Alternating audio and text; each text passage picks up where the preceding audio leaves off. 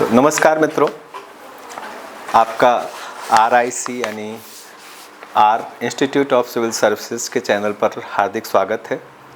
और हमारा जो टॉपिक है आज का MPPSC प्रीलिम्स के लिए जो 2024 का नया सिलेबस जोड़ा गया है। नए सिलेबस में कुछ टॉपिक्स हैं जैसे कि प्राचीन भारतीय ज्ञान परंपरा। तो प्राचीन भारतीय ज्ञान परंपरा से आप क्या समझते हैं?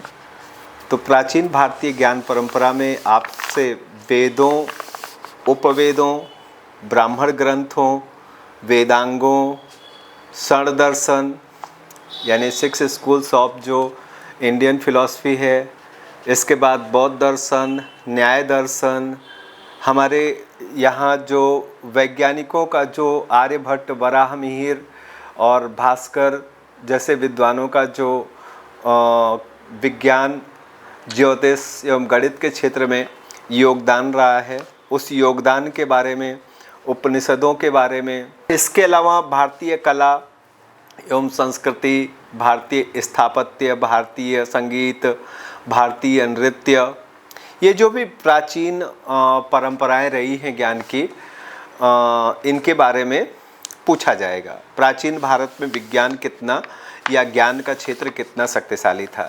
इसी कड़ी में आज हम आपको एक बहुत ही रोचक और बेहतरीन तरीके से इंटरप्रिटेशन करने जा रहे हैं, बताने जा रहे हैं कि शरण दर्शन क्या है, 6 स्कूल्स ऑफ फिलॉसफीज क्या हैं। तो भारत में दर्शन की 6 फिलॉसफी रही है। सबसे पहले तो उन 6 के नाम मैं आपके सामने यहाँ एक एक करके समझा देता हूँ कि इसमें सबसे पहला दर्शन है या सबसे प्राचीन दर्शन है जिसको हम कहते हैं वैशेषिक दर्शन। वैशेषिक दर्शन के प्रणेता कणाद मुनि है। ठीक है, तो ध्यान रखना है यहाँ आपको कि कोई भी दर्शन का जो प्रणेता होता है वो मुनि कहलाता है, और किसी भी सिद्धांत को, किसी भी ज्ञान को जो रचता है यानी उसका जो सृजन करता है वो ऋषि कहलाता है, यानी उसका ऋचाकार ऋषि होता है और किसी दर्शन का प्रणेता मुनि होता है। तो वैशेषिक दर्शन के प्रणेता हैं कणाद मुनि, न्याय दर्शन के प्रणेता हैं गौतम मुनि, सांख्य दर्शन के प्रणेता हैं कपिल मुनि, योग दर्शन के प्रणेता हैं महर्षि पतंजलि, पूर्व मीमांसा जैमिनी और उत्तर मीमांसा बादरायण कहते हैं। एक छोटी सी बात पहले मैं यहीं क्लियर करना चाहूँगा कि सबसे अंत में है पूर्व मीमांसा और उत्तर मीमांसा। पूर्व मीमांसा और उत्तर मीमांसा ये दोनों मिलाकर के मीमांसा कहलाते हैं, लेकिन जब कभी आपसे केवल मीमांसा की बात की जाए तो मीमांसा का मतलब पूर्व मीमांसा होगा। अगर कहीं पर केवल मीमांसा पूछी जाए तो मीमांसा का मतलब पूर्व मीमांसा, यानी पूर्व मीमांसा को केवल मीमांसा भी कहते हैं। ओके, और जब पूर्व मीमांसा को मीमांसा कहते हैं तब उत्तर मीमांसा को वेदांत कहा जाता है। ऐसी स्थिति में उत्तर मीमांसा को वेदांत कहा जाता है। तो अगर बाय द वे आपसे एग्जाम में पूछ लिया जाए कि मीमांसा दर्शन के प्रणेता कौन हैं, तो आपको कंफ्यूज नहीं होना है, तब सिर्फ आपको जैमिनी का नाम देना है। ऐसा ना हो कि आप ये कंफ्यूज हो जाए कि मीमांसा के दो प्रणेता हैं, पूर्व मीमांसा पूछ रहा है कि उत्तर मीमांसा पूछ रहा है। अगर केवल मीमांसा पूछा है तो इसका मतलब हो गया कि वो पूर्व मीमांसा की बात कर रहा है। तो ये 6 दर्शन हैं, इनको आपको रट लेना होगा। ये बहुत ही प्रारंभिक आवश्यकता है आपकी। एक बार फिर से रिपीट कर देते। वैशेषिक दर्शन के प्रणेता कणाद मुनि हैं, न्याय दर्शन के प्रणेता गौतम, सांख्य दर्शन के प्रणेता कपिल, योग दर्शन के प्रणेता पतंजलि, मीमांसा यानी पूर्व मीमांसा जैमिनी, उत्तर मीमांसा यानी वेदांत के प्रणेता जो बादरायण हैं। अब हम आते हैं थोड़ा सा एनालिटिकल डिस्कशन पर कि दर्शन किसको कहते हैं। तो दर्शन का सामान्य अर्थ होता है देखना। देखना यानी देखकर ज्ञान प्राप्त करना। तो देखकर जो ज्ञान प्राप्त किया जाता है वो इंद्रिय जन्य ज्ञान होता है। ओके, चाहे देखकर प्राप्त किया गया ज्ञान वो इंद्रियों से जन्य ज्ञान होता है, या जो छूकर प्राप्त किया गया ज्ञान इंद्रिय जन्य ज्ञान होता है। टेस्ट, स्वाद, जो टेस्ट जीभ से जो ज्ञान प्राप्त किया जाए वो ज्ञान इंद्रिय जन्य ज्ञान होता है। सुनकर जो ज्ञान, जो श्रव्य ज्ञान होता है वो भी इंद्रिय जन्य ज्ञान होता है। अब कुछ लोगों को यहाँ पर एक प्रॉब्लम है कि इंद्रियां हमेशा ही सच नहीं बोलती हैं। ओके, इंद्रिय जन्य ज्ञान में ये भी समस्या हो सकती है कि जो ज्ञान हमें प्राप्त हुआ है वो सत्य ना हो। मतलब हमें लग तो रहा है कि हमने ज्ञान प्राप्त किया, लेकिन उसमें सच्चाई नहीं है। उदाहरण के लिए इसको ऐसे समझे कि मान लीजिए कि पानी की एक बाल्टी है गरम, एक बाल्टी सामान्य, एक बाल्टी ठंडी है। अब अगर आप सामान्य पानी में अपना हाथ डालोगे तो ना वो गर्म है ना ठंडा है, ये आपकी त्वचा ने बताया। अगर आप ठंडे पानी में हाथ डाल के कुछ देर बाद फिर नॉर्मल पानी में डालोगे तो आपको वो पानी गर्म लगेगा।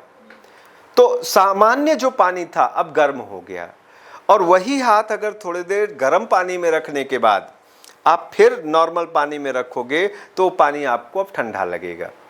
गर्म पानी के बाद फिर जब नॉर्मल पानी में रखोगे तो ठंडा। तो अब समस्या यहाँ ये खड़ी हो जाती है दार्शनिकों के सामने कि सामान्य पानी सामान्य है, ठंडा है या गर्म है। तो फिर दार्शनिक कहते हैं कि इंद्रियों ने जो आपको ज्ञान दिया उस पर अब आपको बुद्धि लगानी पड़ेगी। तो बुद्धि से प्राप्त ज्ञान, तर्क से प्राप्त ज्ञान को दर्शन कहा जाता है। ओके, तो केवल इंद्रियों पर ही ज्ञान के लिए निर्भर मत रहो।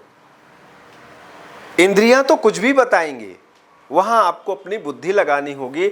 तो बुद्धि और तर्क पर आधारित जो विशिष्ट ज्ञान होता है उस ज्ञान को हम क्या कहते हैं?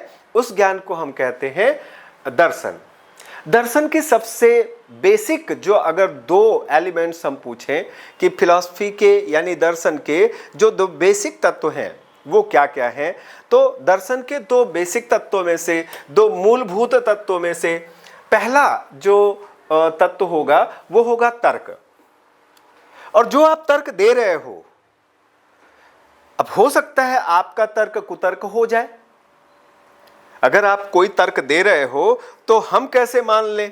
तो आप कहोगे सर आपको मानना ही पड़ेगा क्योंकि मेरे पास उसका प्रमाण है। तो जो फिलॉसफिकल नॉलेज होता है यानी कि जो दार्शनिक ज्ञान होता है या दर्शन होता है, उसके दो आधारभूत तत्व होते हैं। पहला तत्व होता है तर्क और दूसरा तत्व होता है प्रमाण। विज्ञान की तरह दर्शन भी प्रमाणों पर यकीन रखता है, प्रमाणों पर आस्था रखता है, क्योंकि दोनों का ही विज्ञान हो चाहे दर्शन, दोनों का मेन गोल है सत्य की खोज करना, सत्य तक पहुंचना। प्रमाण की जब हम बात करते हैं तो एक बात उठती है कि प्रमाण क्या है। तो प्रमाण दो शब्दों से बना हुआ है। एक शब्द को कहते हैं प्रमा और दूसरा शब्द है ऋणा। तो प्रमाधन ऋणा, और प्रमा का मतलब होता है ज्ञान। तो कोई भी ऐसा तथ्य, कोई भी ऐसा फैक्ट जो आपके ज्ञान को प्रमाणित कर दे, जो आपके ज्ञान को, ज्ञान की सत्यता को सिद्ध कर दे, वो प्रमाण होता है। तो जितने भी दर्शन हैं हमारे, चाहे वो वैशेषिक दर्शन हो, चाहे वो न्याय दर्शन हो, चाहे वो सांख्य दर्शन हो, चाहे वो योग दर्शन हो, चाहे वो पूर्व मीमांसा और या उत्तर मीमांसा हो, ये सभी के सभी दर्शन प्रमाणों पर अति महत्व देते हैं। तो कौन इनमें से कौन सा दर्शन किस प्रमाण को मानता है और कितने प्रमाण मानता है, आज की हमारी चर्चा का विषय यही है। तो इस क्लास में हम ये जानेंगे कि कौन सा दर्शन किन किन प्रमाणों को मान्यता प्रदान करता है। सबसे पहले नंबर आता है वैशेषिक दर्शन का। तो ध्यान रखना है बच्चे, ये प्रीलिम्स एग्जाम में आपके पूछा जाएगा कि वैशेषिक दर्शन कितने प्रकार के प्रमाणों को मान्यता प्रदान करता है। तो ध्यान रखना है, वैशेषिक दर्शन सिर्फ दो प्रकार के प्रमाणों को मान्यता प्रदान करता है। एक होता है प्रत्यक्ष प्रमाण, ठीक है, और दूसरा होता है अनुमान प्रमाण। तो प्रत्यक्ष प्रमाण क्या होता है? तो प्रत्यक्ष प्रमाण का मतलब होता है कि आपकी इंद्रियों के संसर्ग में आकर के आपने जो ज्ञान प्राप्त किया उसमें कोई डाउट नहीं है, तो इंद्रियों द्वारा प्राप्त ज्ञान को ही प्रत्यक्ष माना जाता है। ओके। और अनुमान प्रमाण क्या होता है? अनुमान प्रमाण का मतलब, अनुमान दो शब्द से मिलकर बना हुआ है, अनु और मान। पहले से ही कोई ज्ञान विद्यमान है, यानी कोई तत्व, कोई वैल्यू, कोई मान पहले से ही अस्तित्व में है, उसके आधार पर आप एक संभावना व्यक्त कर रहे हो कि ये है तो ऐसा होगा। आ रही बात समझ में? कि अगर पड़ोस वाले कमरे से छम छम छम छम की आवाज आ रही है तो इसका मतलब वहां कोई महिला है। क्यों? मान पहले से ही है, कि माना हुआ है पहले से, आपने जाना हुआ है पहले से कि महिलाएं जो है अपने पैरों में पायल पहनती हैं, ओके, पाजेब पहनती हैं, जब वो चलती है तो छम छम करता है। तो आपके कान ये बता रहे हैं कि छम छम की आवाज आ रही है, लेकिन आंख महिला को देख नहीं पा रहे हैं। तब यहां पर अब आपके लिए अनुमान लगाना होगा। और अनुमान को भी वैशेषिक दर्शन या सभी दर्शनों ने अनुमान को भी एक प्रमाण माना है। सबसे अधिक जोर दिया है इस चीज पर न्याय दर्शन ने। न्याय दर्शन फिर दो और प्रमाण ऐड कर देता है। एक प्रत्यक्ष प्रमाण, यानी इंद्रियों के संसर्ग से, इंद्रियों के कांटेक्ट से प्राप्त किया गया ज्ञान। दूसरा अनुमान प्रमाण। इसके अलावा उपमा प्रमाण होता है। दो चीजों की तुलना करके जब आप कोई निष्कर्ष निकालते हो तो उसको हम कहते हैं उपमा।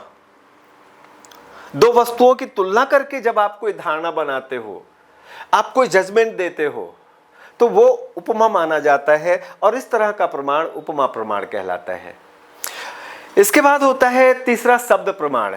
ये अपने आप में बहुत अजीबोगरीब प्रमाण है। शब्द प्रमाण में हमारे दार्शनिक मानते हैं कि जो बातें आप नहीं पता लगा सकते, यानी कि आपकी क्षमता से बाहर हैं, जिन चीजों तक आपकी कोई पहुंच नहीं है, उन चीजों में अगर ऋषियों, महर्षियों ने, अरहतों ने, विद्वानों ने, मुनियों ने कुछ भी कह दिया है, आप वही मान लो परम सत्य।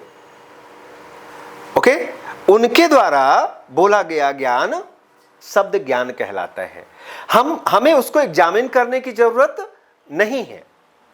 जो जैन धर्म है, जैन धर्म तो इस चीज में बहुत गहरी आस्था रखता है कि जैन धर्म के जो तीर्थंकर हैं, जैन धर्म के जो अरहत हैं, उन अरहतों द्वारा कही गई बात को 100% उस पर कोई डाउट ना करना, 100% मान लेना। आप जानते होंगे कि जैन धर्म में त्रिरत्न की बात है, जैन धर्म के त्रिरत्न। तो उस त्रिरत्न में पहला जो रत्न है, पहला रत्न है कि सम्यक श्रद्धा, यानी गहरी आस्था रखो आप। किनमें? 24 तीर्थंकरों में, अरहतों में, जैन ऋषियों में, जैन मुनियों में। सम्यक श्रद्धा। इसके बाद सम्यक ज्ञान।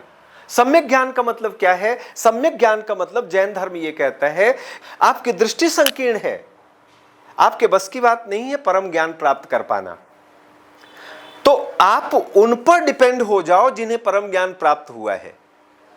तो परम ज्ञान की प्राप्ति हुई है, यानी सुप्रीम नॉलेज मिला है, सुप्रीम नॉलेज प्राप्त हुआ है तीर्थंकरों को। तो जो तीर्थंकरों द्वारा कही गई बात है उसको 100% उस पर विश्वास करो और उसी ज्ञान को परम ज्ञान समझो। तीसरा रत्न जैन धर्म का क्या है? सम्यक कर्म। तो क्या कहते हैं? ना सिर्फ मानो उनकी बात को, बल्कि उसको अपने आचरण में लेके आओ। ये सम्यक कर्म है। ओके। तो सम्यक श्रद्धा, सम्यक ज्ञान एवं सम्यक आचरण या सम्यक कर्म, ये जैन धर्म के त्रिरत्न हैं। जैन धर्म से उलट अगर हम सनातन धर्म में आए तो सनातन धर्म में तो शब्द प्रमाण की इतनी इतनी गहरी व्याख्या है कि ये कहता है इसके सिवा कुछ है ही नहीं। मतलब शब्द प्रमाण के अलावा कोई प्रमाण इस दुनिया में है ही नहीं। हमारे ऋषियों मुनियों ने कहा है, उन्होंने एक ही बात बोली है कि वेद में जो लिखा है, जो कुछ भी वेद में लिखा है, 100% उस पर आंख मूंद कर भरोसा करो। अपनी लॉजिक, अपनी बुद्धि कभी मत लगाओ। ओके? हमारे सनातन धर्म में इवन मैं आचार्य शंकर की बात करूं, यानी शंकराचार्य, आदि गुरु शंकराचार्य की बात करूं, तो शंकराचार्य तो यहां तक कहते हैं कि जो वेदों को नहीं मानता है वो नास्तिक है। मतलब भगवान को मानो ना मानो, वेदों में जो एक एक शब्द कहा गया है उसको सत्य मानना ही आस्तिकता है। और इसी आधार पर जैन धर्म, बौद्ध धर्म को नास्तिक कह दिया गया कि ये जैन धर्म, बौद्ध धर्म, चार्वाक, ये दर्शन जो है नास्तिक दर्शन कहलाए। क्यों? क्योंकि ये वेदों को नहीं मानते हैं। हमारे दर्शन की परंपरा में, भारतीय दर्शन की परंपरा में भी कई विद्वान ऐसे पैदा हुए जो ईश्वर में यकीन नहीं रखते हैं, जो मानते हैं कि ईश्वर जैसी कोई चीज नहीं है। तो आदि गुरु शंकराचार्य क्या कहते थे? आदि गुरु शंकराचार्य कहते थे कि मुझे भी इस बात में डाउट है कि ईश्वर है कि नहीं है, बट मैं कभी इस संदेह में पड़ा नहीं। मेरा तो सिर्फ इतना मानना है कि ईश्वर से भी ऊपर कर्म है।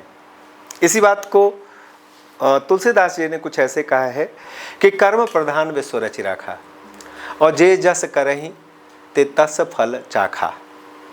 मतलब कि जिसने भी इस दुनिया को बनाया है उसने अपने से भी ऊपर कर्म को रख दिया और कहा कि अगर आप बुरे कर्म करते हो तो उसका जो फल है वो स्वयं विधाता भी नहीं बदल सकता। यानी आपके कर्मों का फल आपको भोगना ही पड़ेगा। फिर चाहे जितना पूजा पाठ करके आप ईश्वर को प्रसन्न कर लो, भगवान को प्रसन्न कर लो, उसका कोई फायदा होने वाला नहीं है। ओके? तो ये है शब्द प्रमाण। पूर्व मीमांसा और उत्तर मीमांसा की बात करें तो पूर्व मीमांसा और उत्तर मीमांसा यानी वेदांत, वेदांत दर्शन मानता है कि प्रमाण 6 प्रकार के होते हैं। ओके? तो कौन कौन से 6 प्रकार बताएं? एक पहला प्रत्यक्ष प्रमाण, दूसरा अनुमान प्रमाण, तीसरा उपमा प्रमाण, चौथा शब्द प्रमाण। ये चारों तो पहले से ही है। इसके बाद अनुपलब्धि प्रमाण और अर्थापत्ति प्रमाण। अर्थापत्ति प्रमाण और अनुपलब्धि प्रमाण, ये 2 नए प्रमाण और मीमांसा जोड़ती है। और इस तरह से जो मीमांसा है, आपके प्रीलिम्स एग्जाम में पूछा जाएगा कि मीमांसा दर्शन में प्रमाणों की कुल संख्या कितनी है, तो आपको बताना है कि देयर आर 6 प्रमाण इन मीमांसा दर्शन। मीमांसा बिलीव्स इन द 6 प्रमाण।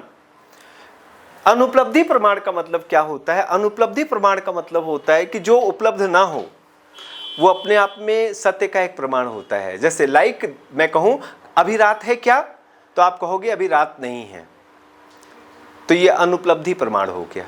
यानी रात का ना होना अपने आप में दिन होने का प्रमाण है।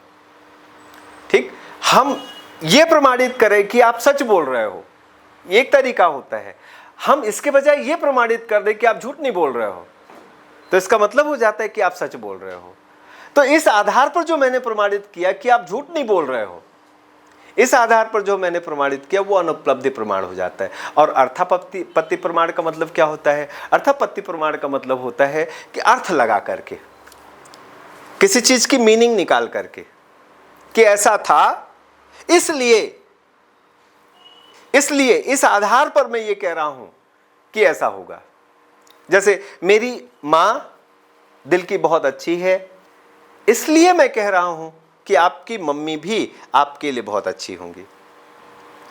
ये मैंने मीनिंग निकाला, ये मैंने अर्थ निकाला, तो इसको हम कहते हैं अर्थापत्ति प्रमाण। तो ये 6 प्रमाण है।